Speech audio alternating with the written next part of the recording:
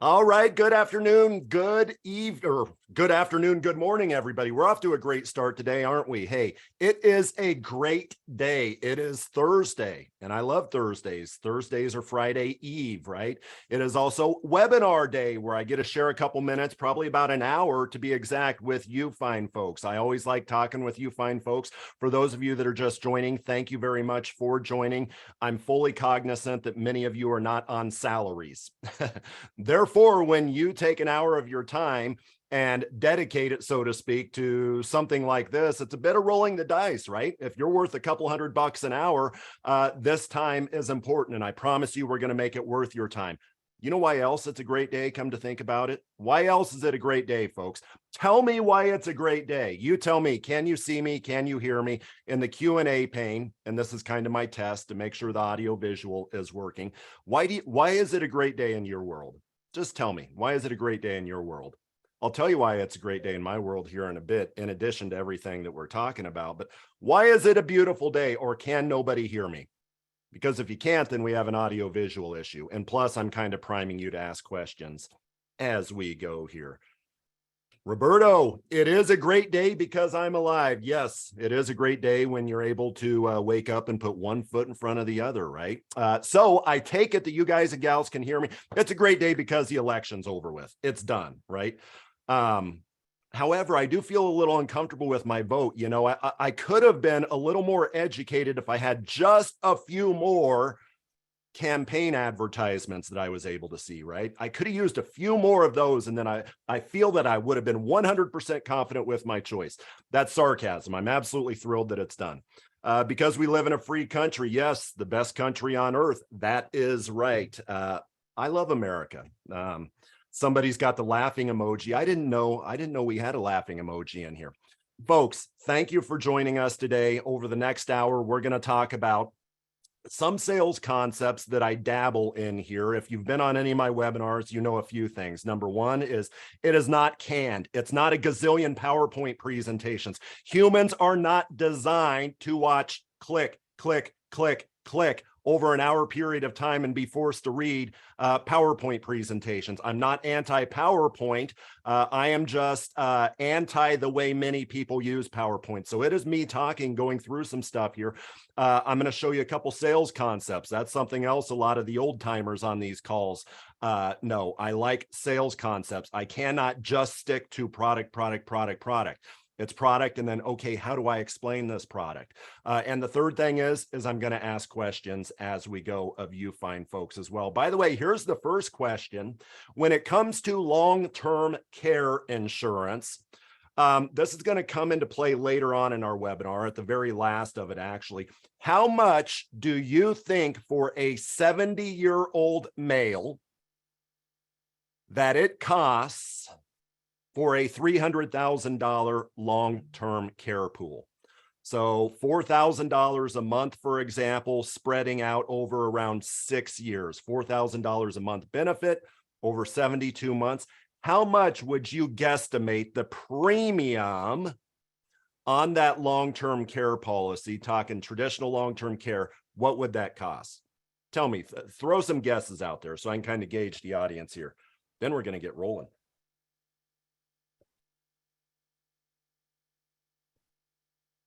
What am I drinking? That's my breakfast right there. Trying to cut back. I'm getting fat. Doctor says I'm a little too short for my weight, and considering I'm what, 6'6.5", that's not a good thing, right? So nobody has any guesses when it comes to a $300,000 long-term care pool for a 70-year-old. Traditional long-term care insurance, I'll tell you, is $5,400 a year. $5,400 a year. Quite an amount of pocket change, right? What about the product that I'm going to share with you here in a bit? Around $2,000 a year, $167 per month. Now, there's more to the story, of course, but I'm just kind of foreshadowing some of the positioning here. So a fraction of what traditional long-term care insurance costs your clients is what hybrid long-term care insurance can actually cost your client. And that's just, again, kind of a little foreshadowing here. 3 housekeeping items. Well, the first housekeeping item, actually of 4 housekeeping items, is ask questions as we go. Give me your feedback, give me your comments, and I'll share those comments with the audience if appropriate. unless it's just argumentative. We've had those before as well. But I love a little back and forth. That's cool. Number one, housekeeping item, Social Security webinars, folks. So I just scheduled yet another webinar, started marketing another webinar for one of my guys. Can't tell if he's on the phone here or on the call. Just started it yesterday. We already have 4 registrants over a day. So we're going to have 60 to 80 registrants. And this is a webinar. This is not a seminar that I've been talking about forever. I bring this up because I just believe that there is something flawed with what usually happens where you, the agent, go to a seminar provider and the seminar provider says, yeah, you know, we use snail mail. And what we do is we print off a gazillion different paper. Talk about ancient times, right? Paper to mail out. But because that paper costs 50 cents a piece, if you want to mail out to 10,000 people, you need to write us a check. And if all of that paper that goes out the door, out to the post office, if it fails, sorry, you're out $5,000. To me, it's a different world. You don't have to do that. So for example, my guy out in Chicago, John out in Chicago, he says, what if I just want to test it? Charlie, I believe that you're getting a lot of money from these seminars. Yes, that your agents are, and they are. I did a webinar a couple of weeks ago, how just on accident, I made 90 grand from a few seminars I did last year, spent 8,000, made 90 grand just on accident, because personal production is not my full-time job. You find folks are my full-time job.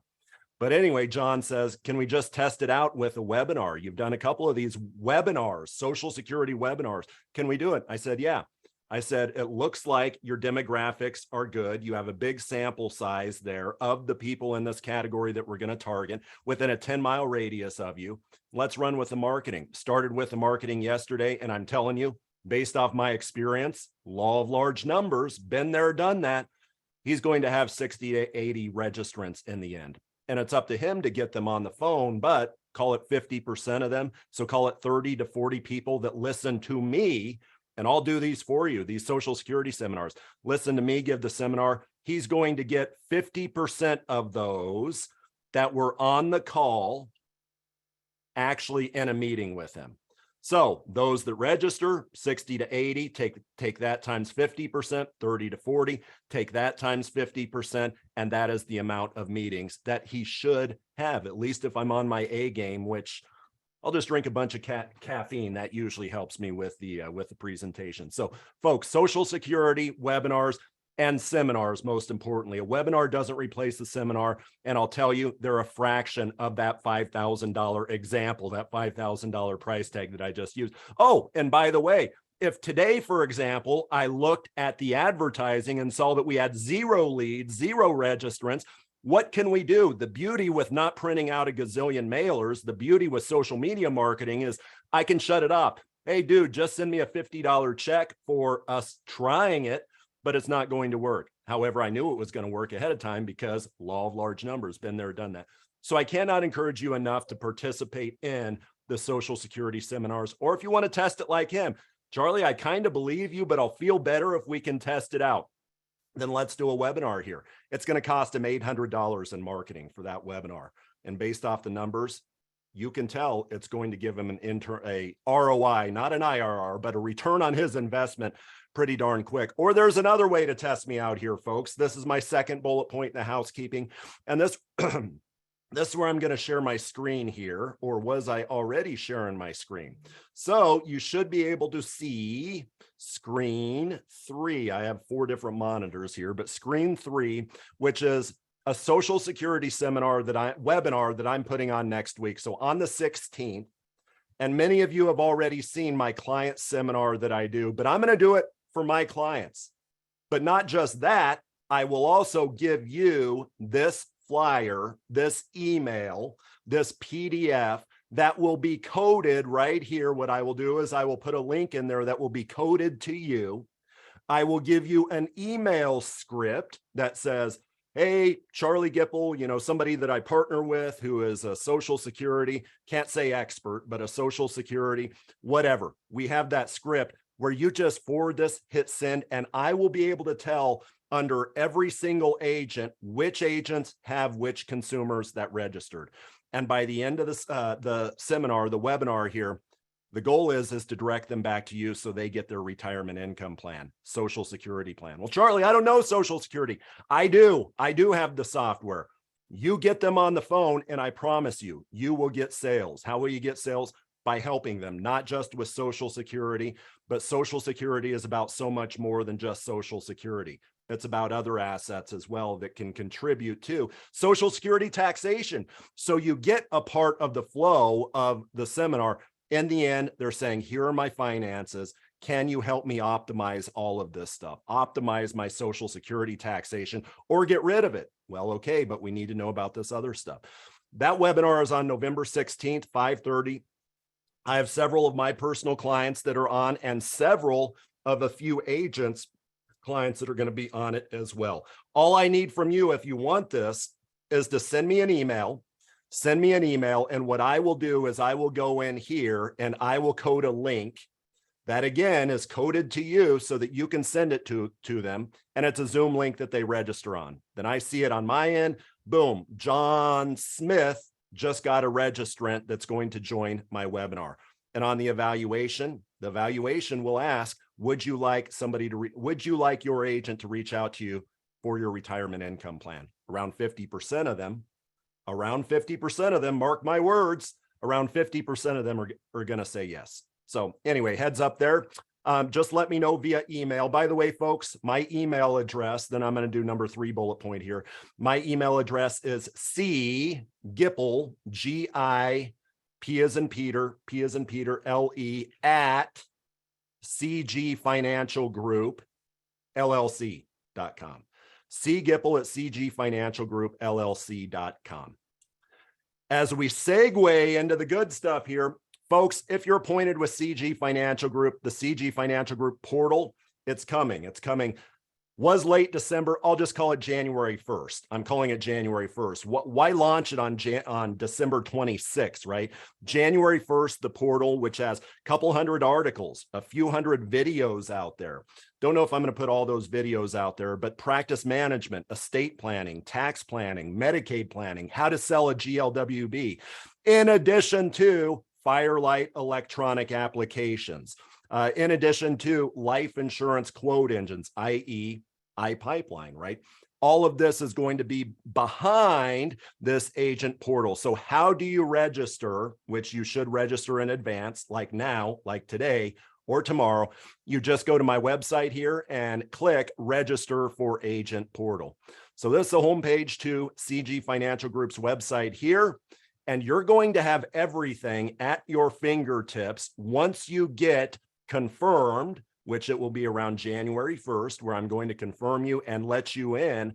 And that's when you go over to, well, I want to log on to the agent portal then. I, of course, am already confirmed because I'm a part of creating all of the back end stuff. But when you log in, this is all the stuff that you're going to have access to. You're going to have this new bar over there. But in the meantime, register for agent portal right there. That's where you register. And then in a month and a half, you'll get the confirmation. All right, let's do this. Folks, what do we want to get out of this call today? What do you guys and gals want to get out of this call? I have my agenda, but my agenda doesn't matter. It's about you guys. What do you want to get out of this call today? Is it annuities? Is it life? Is it how to sell something? Is it what is the best product? Obviously, I know what the title of the presentation is, and obviously I have an agenda, but you tell me.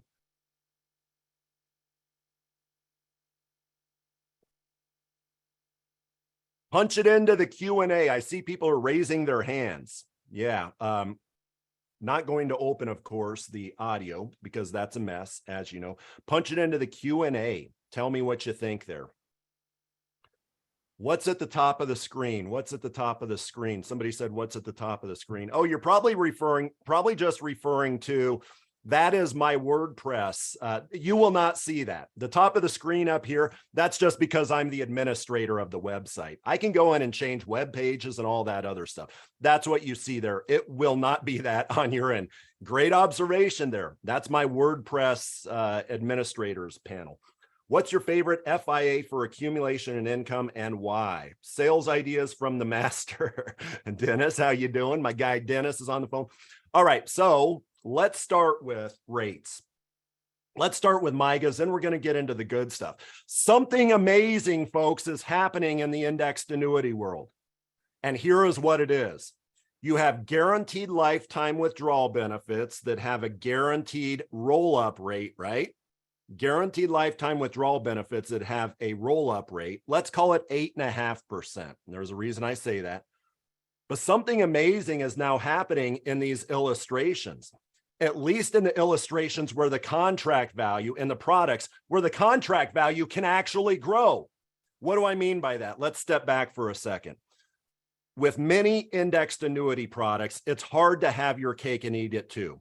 They're usually just accumulation focused, or they're just income focused, right? Just GLWB focused. And if you look at the price, like Athene, for instance, Athene is our #1 company. I'm not going to talk about them today just because I would probably take the foot off the gas a little. Very difficult right now to get business through Athene just because they're backlogged. They're constipated, as somebody said. They're getting a ton of business. You guys know I love Athene. They're our #1 company, but I'm going to talk about other products here today. But like Athene, you have their Ascent Pro 10, which is one of the top income products in the industry. But then you have their Performance Elite products. Over here, the cash value doesn't grow worth a darn, right? The accumulation value doesn't. Over here, it does. Well, what's over here? What's the Ascent Pro 10 designed for? For, well, Mrs. Client, if you put in 100,000 today, 5 years from now, you can take out whatever, $1 gazillion a year for the rest of your life. That's the way that many of these products are designed. The AIG products I'm going to talk with you about, amazing things are happening here to where it is both a great accumulation product, and I'm not getting into the information on my screen here yet. I'm just talking to you folks. It's a great accumulation product, while at the same time, it's a great income product. So what's happening on these illustrations is we're seeing step-ups. What's a step-up, folks? What do I mean by step-up? What is a step-up when it comes to a GLWB rider? What is a step-up? It's not a roll-up. What is a step-up? What am I referring to? What is this anomaly that is now happening with rates going so high and these products, specifically AIG, now being able to perform fairly well? Even the income-focused products, what is a step-up? All right, nobody knows what a step-up is. We're going to talk about what a step-up is here in a little bit, but this is an anomaly that in a lower rate environment you did not see. You're seeing step-ups now, at least in the illustration, which I hope that ultimately leads to in real life, right? So folks, on my website here, you can always go. These are updated weekly. So before you actually go and write something, make sure you verify it with me, because weekly updates, I tell you, if I had a gazillion staff to man this particular area of the portal here, it probably still wouldn't be enough to keep MIGA rates updated with the pace in which they are changing. But you can go out here and check out MIGA rates on a weekly basis, just subject to state approval. This is Iowa, which pretty much has all products. So #1, multi-year guaranteed annuities. Who right now is my favorite company, and I use favorite loosely. I had somebody on one of the webinars say, oh, favorite, it depends on the client. Of course it depends on the client, man.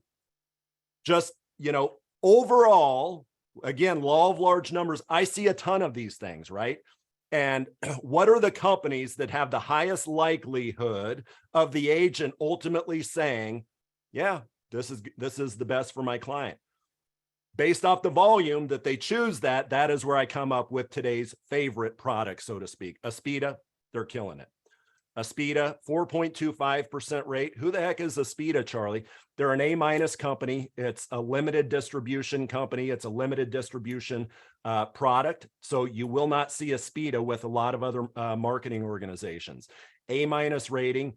And what do you have here? You have a 2-year guarantee of 4.25%. Now, however, that does not have full account value. It has it, you just have to pay for it. So full account value at death, to get this rate, you don't have that. You have surrender value at death. Now, what about spouses? Folks, what can happen to me if my wife owns this product? I'm the beneficiary. She passes away.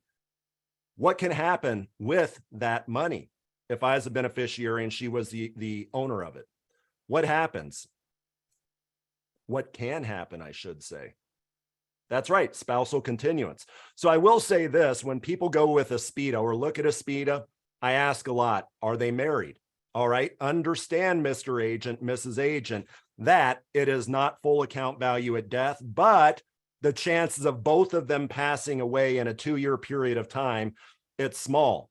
So when she dies, he can just continue the policy without having to take the surrender value, right? Well, but what if they want to cash it out? What if they want the full value?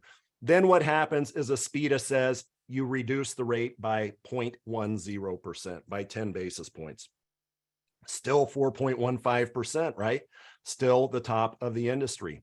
So a SPIDA is overall the most popular MYGA that we're selling right now. Overall, the most popular. By the way, folks, you probably saw my video. I sold a $2 million SPIDA policy last week on Thursday, a $2 million SPIDA policy to a nonprofit. What happened? It was sent in electronically because they don't do paper app. It's e-app, beautiful e-app system. Sent it in on Thursday. It was issued and electronically delivered to the president of the nonprofit on Friday. When was commission deposited in my account? Monday. So 1% times $2 million, $20,000 was deposited in my account on Monday, right? So within 3 days of putting that policy through to a SPIDA to getting paid commissions, not bad. And I've heard rumors that that was the case. I thought they weren't true, but it is very true. So a SPIDA, they're A- rated. They just have their stuff together.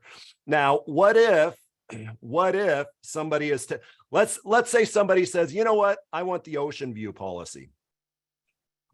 And I say Ocean View because a SPIDA does not have withdrawals unless you pay for it. So they have that modular design. But let's say you go with Ocean View and somebody says, you know, 4.10% compounded. I want to take interest only every year. I want to live off my interest. Here's a thought. When you're taking interest out of the policy, are you taking advantage of the compounding? Are you taking advantage of the compounding that happens? Because 4.10 or 4.25 for that matter, if you go with a SPIDA, it's compounded, right? But what happens if you remove that $4,100 every year? Then you're not leveraging the compounding. What is my point here? My point is wouldn't it make sense if you went with a company that said, hey, we don't have compounded rates, but we do have really, really high simple interest rates? Get what I'm saying? If you're not going to leverage the compounding, why choose a compounded structure? So let's go down here and I'm going to show you another idea here. This MYGA stuff, you never knew there was so much science to some of this, right? There is a lot of science to the MYGA stuff. So take a SPIDA here, a 5.1% compounded rate. And let's just say that it has interest-only withdrawals that you can take. Why would you choose a compounded 5.1% when you otherwise could get a 5.35% simple rate and withdrawal $5,350 every year instead of $5,100 every year? So even though this technically is equivalent to less than the compounded up here, what did I just explain? I explained that IBEXIS, if you are taking withdrawals from the policy, there are ways to squeeze more juice out of that lemon, right? Let's go down to the 5-year IBEXIS, A- company, limited distribution company. I guess I know the right people or something, right? A couple limited distribution products, a SPIDA and IBEXIS. IBEXIS on a 5-year chassis has a 6% simple interest rate. That is a 5.39% effective rate, which is less than a SPIDA. But you know what? If you're taking withdrawals, I would venture to say you're going to get more value out of the IBEXIS product as time goes by. Let's see, would like to know more about marketing fixed annuities to nonprofit entity. We could talk about that all day long, Dennis. Let's do it. All right. So multi-year guaranteed annuities, when it comes to the overall highest rate, Aspida. So you're looking here at the 5-year Aspida. The 4-year Gillico, one of my favorite companies I'm going to talk about here in a bit. But look here at the 3-year. And folks, you can come out here anytime. You look at the 3-year, you have Aspida. I never thought talking about MIGAs would be so fun, but we'll move on here in a bit, I promise. 4.25% Aspida. Now, how much commission, how much commission does Aspida pay on the 2-year? It's 1%. What about the 3-year? What is it? Is it 1.25% on the 3-year, or is it 1.5%? On the 5-year, it's 2.25%. So which MIGAs pay the highest commission, but are also among the highest for your clients? I rarely have somebody come to me and say, just give me your highest commission products, right? Nothing wrong with that. But if somebody was interested in actually being able to make some money from a commission standpoint, Gillico. So you saw there that Gillico had a 5% 4-year rate, which is fabulous. What was it? Was it 5%? Am I remembering right? Yeah, 5% 4-year rate, which is fabulous, right? How does Gillico pay? Not 1.25% on a 3-year, but 1.85. Not 1.5 on a 3-year, but 1.85. On a 4-year, 2.25. On a 5-year, 2.75%. It can be hard to make money with MIGAs, but I'll tell you, Gillico, they have their stuff together, and Gillico is now an A- company. So what I just explained is 4 different companies that I really like for MIGAs.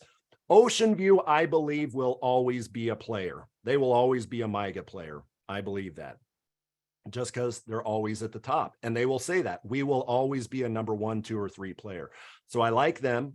I like Aspida. I like Aspida for the modularity. If you want it fully loaded, you can have it fully loaded, and the rates will still be towards the top of the industry. But in the meantime, Aspida is paying the highest interest rates, compounded interest rates, while at the same time, the best processes that I've ever seen. And they said they were going to do that. And they did, at least based off my $2 million case last week. Ibexus, unique, right? Simple interest. And technically that's a hybrid indexed annuity, multi-year guaranteed annuity. Let's not overcomplicate it. I use it usually as just a multi-year guaranteed annuity. And then the 4th one was, what was the 4th one? Ocean View, Ibexus, Aspida, and Gillico that you're looking at right here. So from a MIGA standpoint, and Gillico goes to age 100. They go to age 100. And that's up through the 5-year multi-year guaranteed annuity, by the way, to age 100. So that's a good thing. You know, a lot of companies, we can't go past 90. Really? Why not? Because if you know that it's going to be a death benefit ultimately, if the client knows that, if they want it to be a death benefit ultimately, we're not willing to give them that higher rate between now and when death happens. But I get why they do that. They just don't want a bunch of death claims, right? Gillico goes to age 100. Here's what I got yesterday. And tell me if this has been coming up for you folks. So kind of sales stuff here, right? Charlie, a 2-year treasury bond, this is actually like 2 days ago when the 2-year treasury bond, I haven't looked at it recently, is at 4.6%.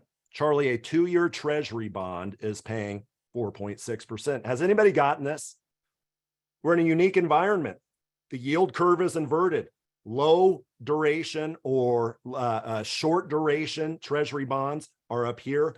Long duration treasury bonds are down here. How are annuities priced? Primarily on the long end, right? So you have this weird anomaly taking place. Nobody has come into competition with treasury bonds or treasury bills. It's pretty simple outside if it's a non-qualified account, because the biggest thing is that semi-annual interest that they're going to get that's paid out, a coupon rate, right? A coupon interest payment that's paid out semi-annually. It's taxed. With annuities, yes, it's ultimately taxed, but it's tax deferred. So that's number 1. And number 2 is there are reasons to go out longer term than 2 years rather than shorter term. Why is that? What do I mean by that? I mean, the reason that the yield curve is inverted, the reason that rates on longer term bonds are less than rates on short-term bonds is that is the market's way of saying that 2 years from now, rates are going to be so bad that over the long run, those people need to be rewarded today in the 2-year bond in order for over the long run to have a reasonable rate of return. That's called reinvestment risk. Don't want to get into hugely about economics. I'm just telling you that there is a reason why short-term treasury bonds are paying so much today. And the main reason is because at the end of the 2 years, the market is saying you're not going to have anywhere to put your money to get a decent amount of yield. So that's where I might talk about a 4-year or a 5-year annuity versus that short-term one. So taxes, number one, when you're going against those 2-year treasury bonds, and number two, the reinvestment risk. All right, so let's go into, well, that's a state availability here. Let's see. So we have our, Synergy. So that's the Synergy MIGA. No, this one is the indexed annuity. I wasn't going to mention it, but I forgot to close this out before we came on. So Aspida, the same company that has that MIGA that we just talked about, they now have an indexed annuity, and that indexed annuity has a 13% S&P 500 annual reset cap. Comes in 2 different flavors, a 5-year surrender period and also a 10-year surrender period. Again, a 13% generic traditional S&P 500 cap. I mentioned the rates here earlier that you saw from my website. This is their material. If you want to load it up with withdrawal provisions, contract value death benefit, here is the sheet that tells you how much to remove from those rates, right? And that's Aspida. I like the modular design there. All right, let's get into indexed annuities. Going to talk a little bit about Lincoln, going to talk a little bit about AIG. The AIG conversation, which is where we talk about GLWBs, is the most interesting in my opinion here. In short, Lincoln's OptiBlend products, they're 10-year, great commission, 7% commission. You go down here at the bottom. I don't really like the way that their rate sheet is designed, but you go down towards the bottom, the Lincoln OptiBlend 10. My job is to distill down, get rid of all the crap that's out there and let you know where the sweet spots are, right? So when I think of Lincoln, where are the sweet spots? Other than they're a juggernaut company, one of the biggest financial companies in the country, right? A household name, obviously an A-rated company. Here's the sweet spot. Performance trigger of 9.10%, a performance trigger of 9.10%. What does that mean? Somebody tell me what that means.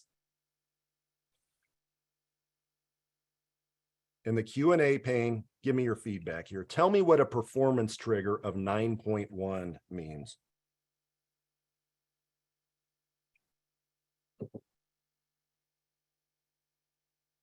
I know it takes a little time to type that out. Got a couple. Market goes up, you get 9.1. It goes up any, you get 9.1. If the market is flat or up, you get 9.1%, period. Agents ask me all the time, like, wait, so what happens if the market's up 0.5%? You get 9.1%. Really? What happens if the market goes up 1%? You get 9.1%.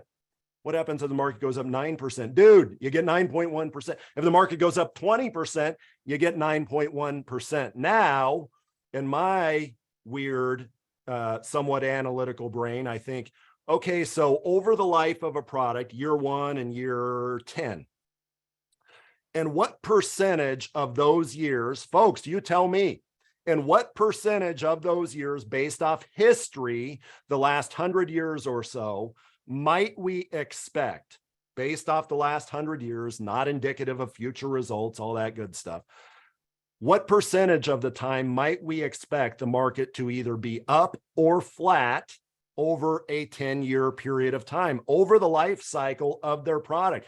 Based off history, what percentage of the time is the market up or flat versus down?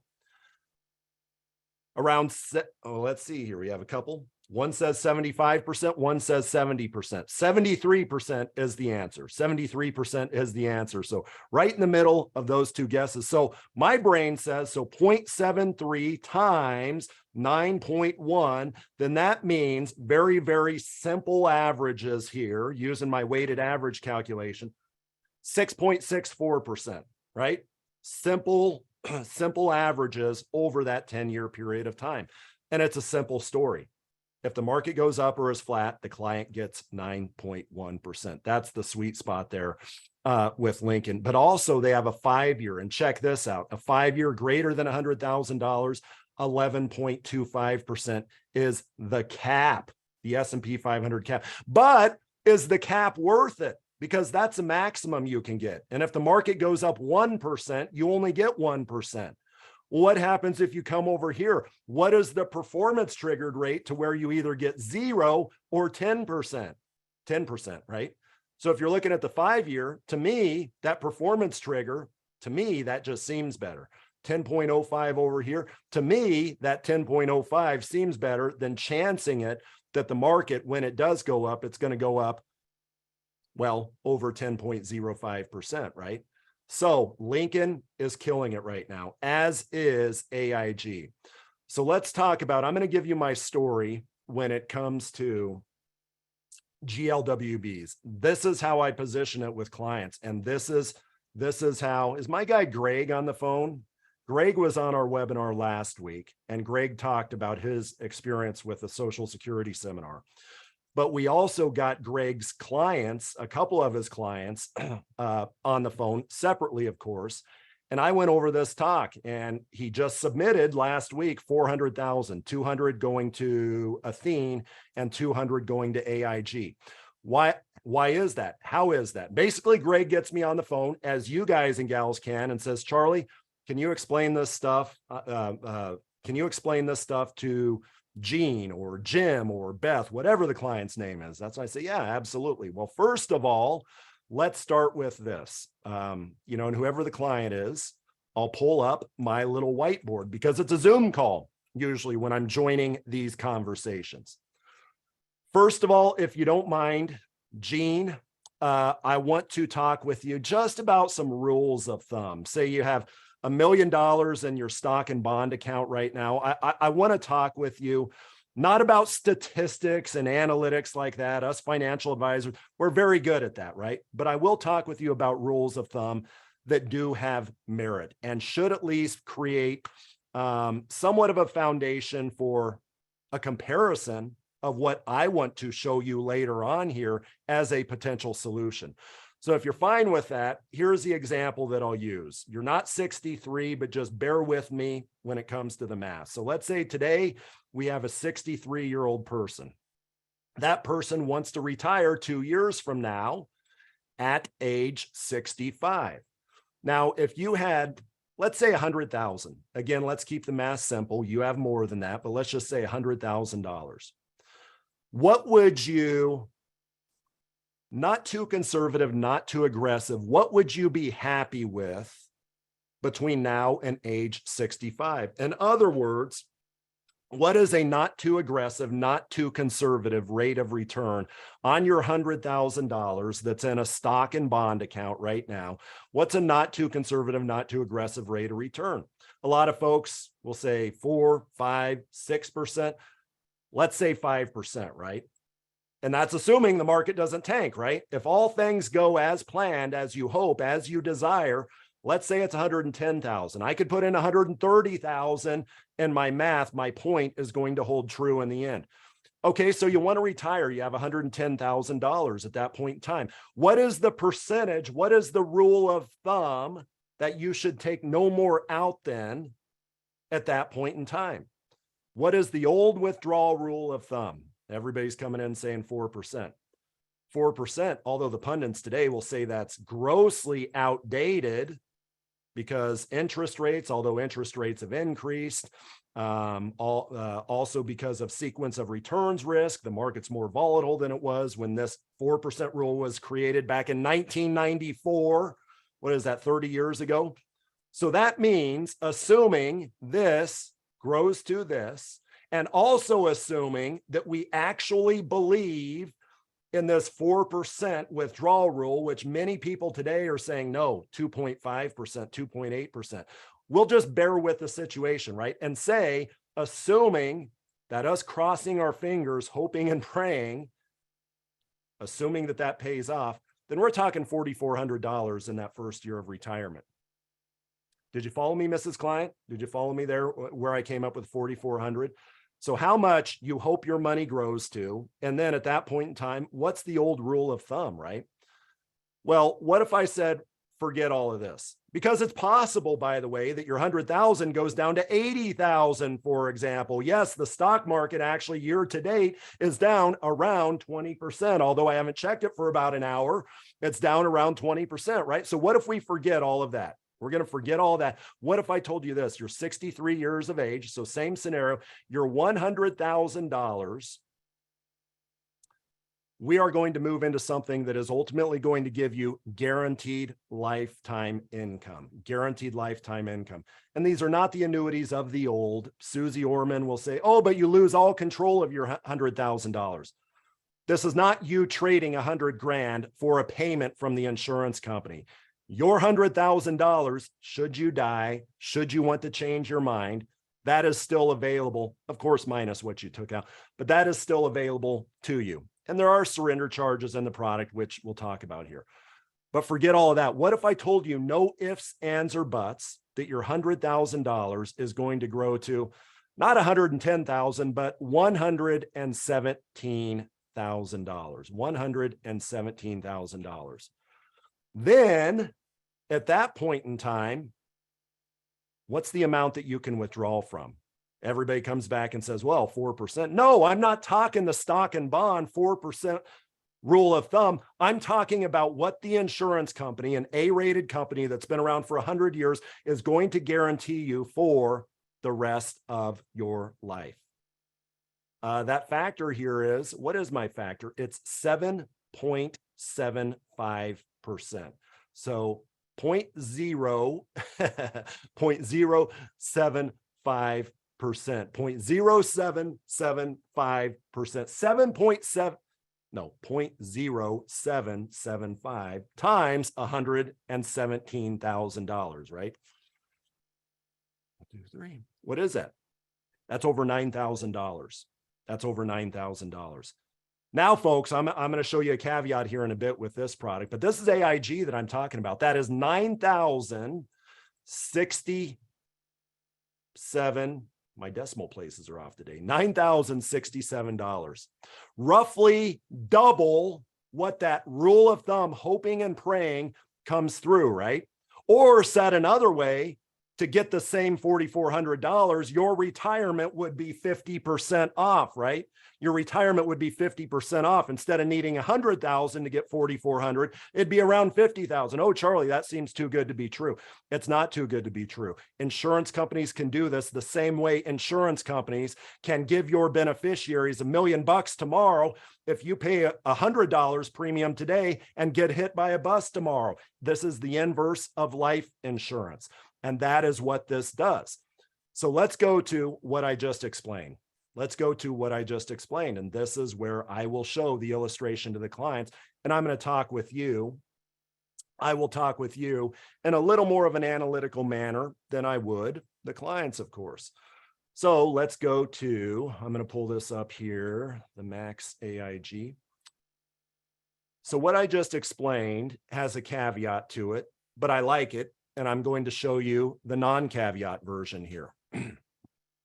So here is what the Protector Plus income product, the Power 10 Protector Plus income product has. I'm going to zoom in.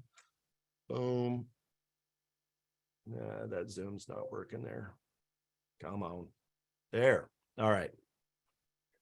Right now, this is my favorite income focused product. It has a cap of 11.5%, because when we think of these guaranteed lifetime withdrawal benefit products, there's usually an opportunity cost, right? The lost opportunity. Folks, were you paying attention? What is a lost opportunity that usually comes with GLWB indexed annuities, income focused, income optimized indexed annuities? What is the lost opportunity? What is usually the opportunity that's missed because you chose an income focused annuity? What am I referring to here? I alluded to this in the beginning.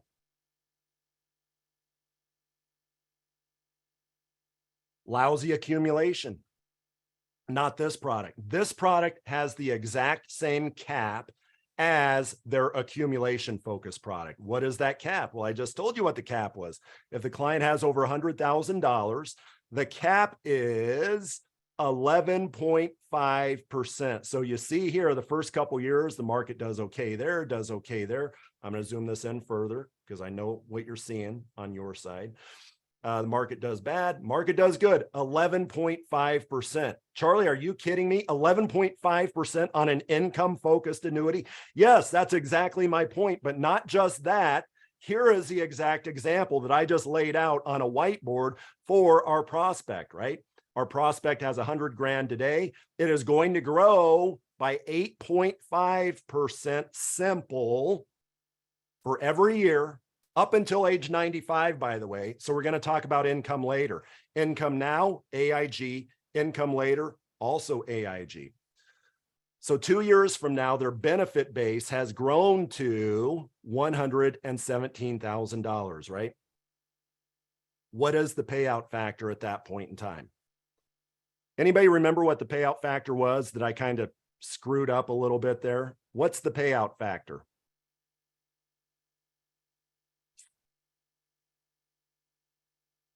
That's right, 7.7. Nope, not 0.0075. See, you're screwing up too. It is 0.0775. 7.75% is the withdrawal rate. 7.75%. So that is double, you know, the 7.75 times $117,000. That's the $9,068. Now, here is what I will do as well. I will say, you know, here's the best part of this entire presentation I'm going to show you today. This is your contract value. Remember how I said you still have your contract value that's still working for you? And by the way, it's actually working for you because you have an 11.5% cap, not a 2% cap, which is the way it is with many other income optimized, income focused annuities. You actually have this working for you. But whatever you put in minus what you took out plus interest, should you pass away, that goes to your beneficiary. But let me show you my favorite part to this whole thing. And I'll ask them, what happens here? What happens here? What happens in that? What year is that? What happens in our 20th year in this example?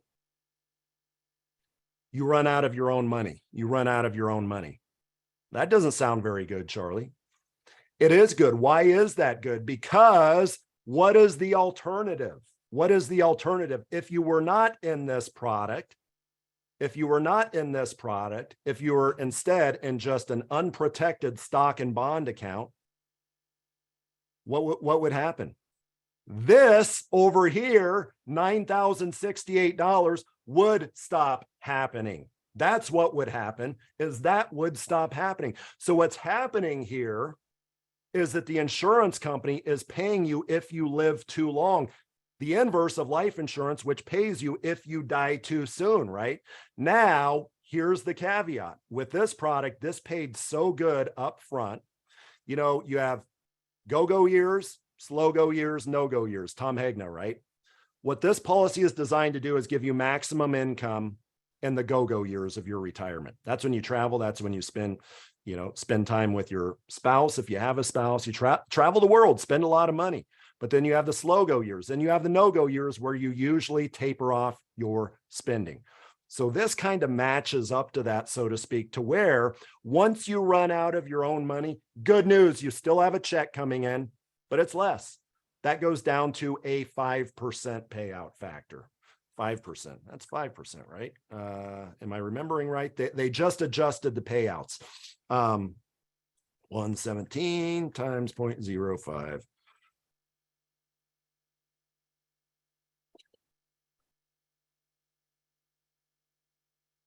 Yep, that's a 5% payout factor. After I fat fingered my calculator a bunch. Now, some of you may say, well, but I don't like that. Can I just get a level option? Absolutely, you can. And their level option is beautiful, right?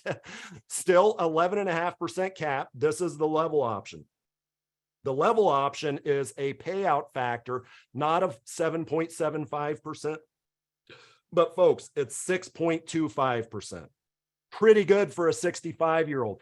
8.5% roll-ups. And then when the client chooses to take income, 6.25% at age 65. It just gets bigger and bigger and bigger as they break through the tiers. The max income that I just showed you that tapers off, that gets as high as 9% payout factors, right?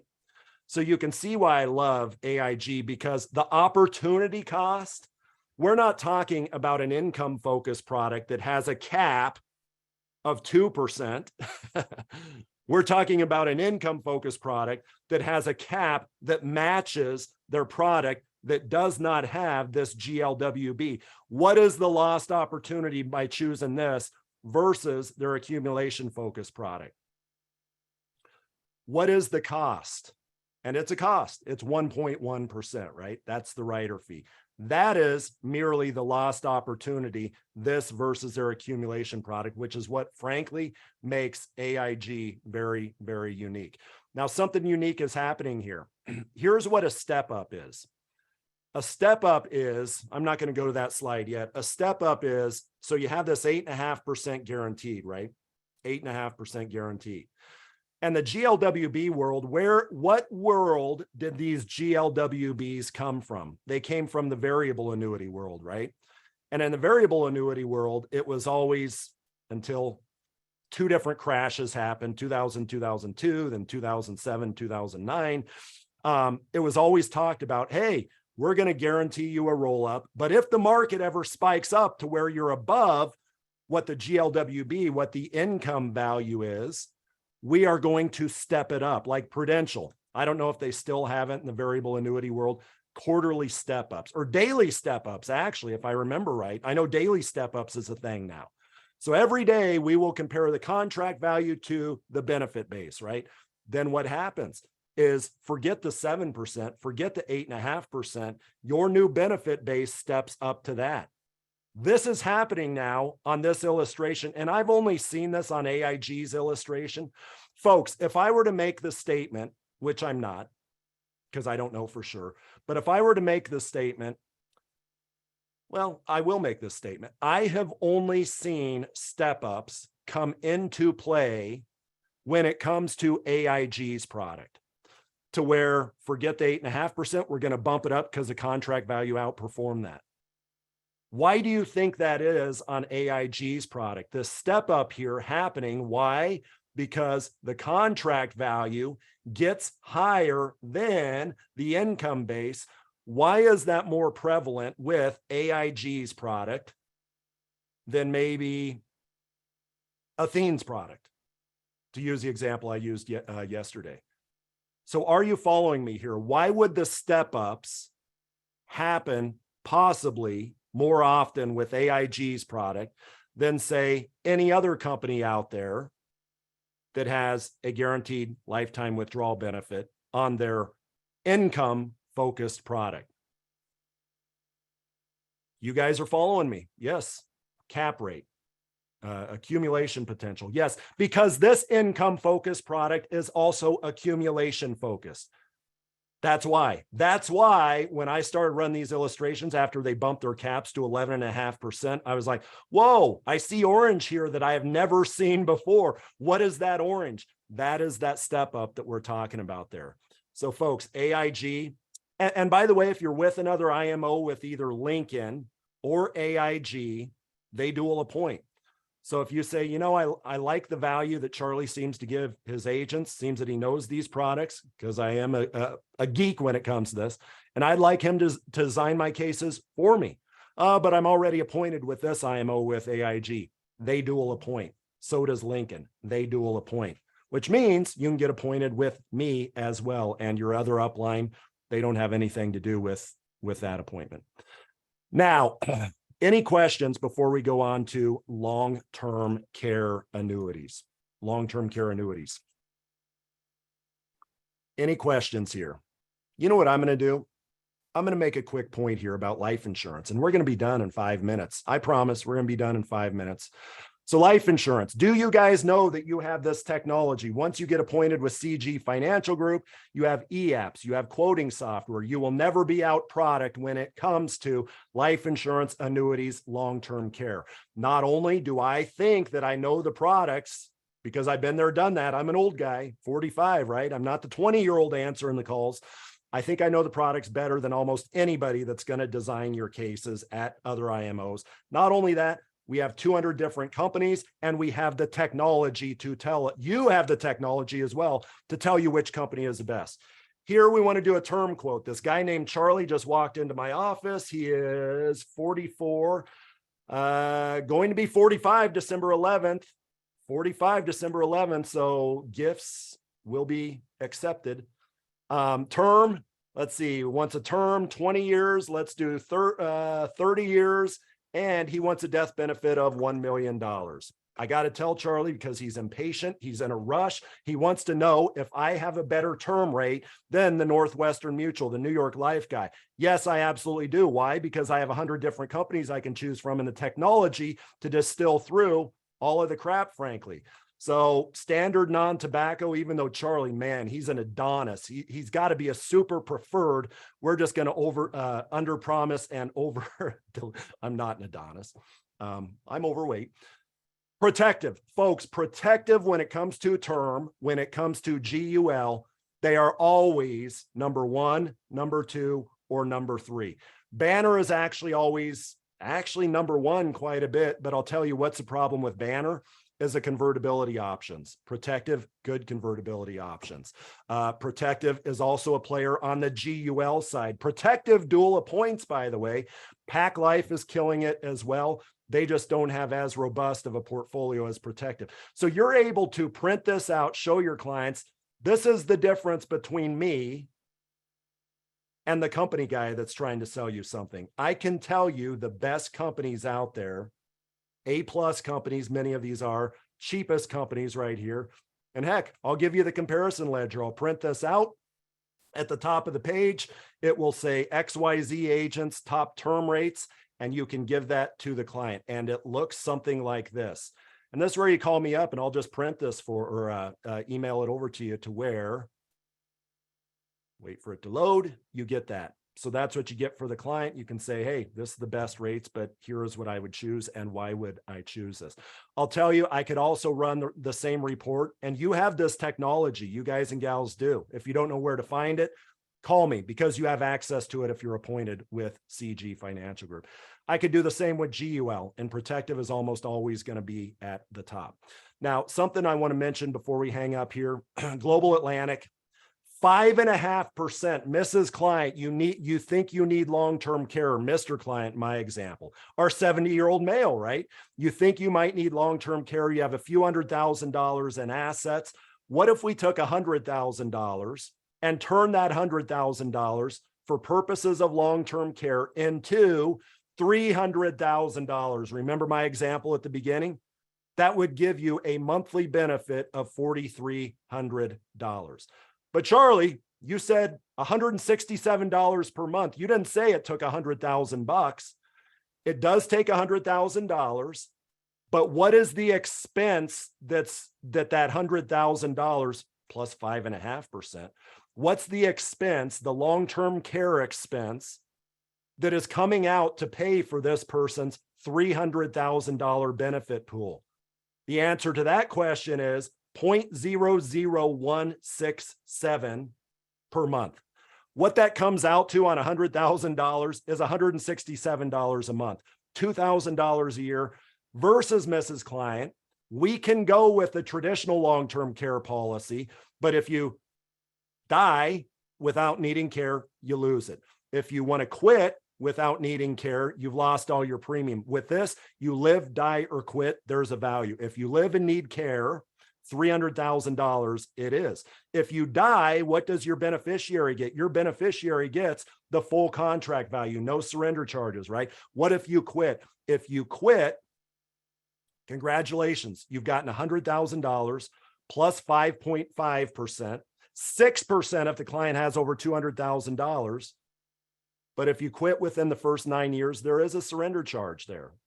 so maybe it's let's see, maybe it's $133,000 you get back, for instance. That is Global Atlantic's product. We are selling a ton of the 4Care product. Many times, if folks have assets and they're concerned about long-term care, this is a good place for those assets. Take the evaluation here in a second. I have a few questions that I want you to fill out on the evaluation. Tell me what you think of it. By the way, I hope that the evaluation, I did not roll that evaluation over from the consumer call that we did last week. If it looks like I'm talking to a consumer on the evaluation questions, just disregard it. I don't think I did. I think I rolled over the agent evaluation, but tell us what you think of this stuff. Do you like it? And well, just give us your feedback on the evaluation. Folks, greatly appreciate your time. I will talk with you next Thursday on next Thursday's webinar. Here comes the evaluation.